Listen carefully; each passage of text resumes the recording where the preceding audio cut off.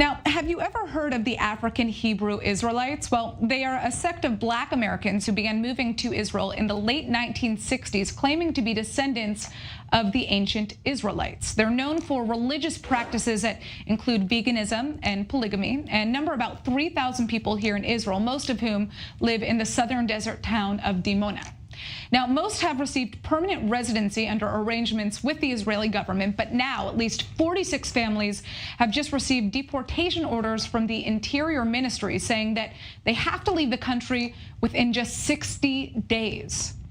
Well, we have Prince Emmanuel Ben Yehuda joining us from Dimona itself. He's the national spokesman for the African Hebrew Israelites of Jerusalem. So first of all, tell us more about your community and when this movement to Israel began.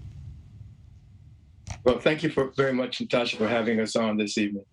Well, there's a very rich history of tribes across Africa tracing their descendants to the land of Israel.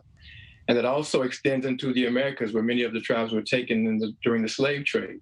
In fact, there's a book by Professor James Landing out of the University of Chicago called Black Judaism, The History of an American Movement, which traces the presence of African Americans who trace their descendants to Israel back to the 1500s.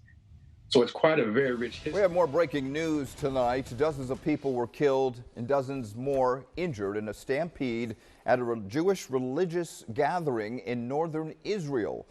Tens of thousands of people had gathered at the foot of Mount Meron to mark a Jewish holiday there. Videos posted on social media showed chaotic scenes as police and paramedics tried to reach the wounded. It was the first huge religious gathering of its kind since Israel lifted nearly all restrictions related to the coronavirus pandemic.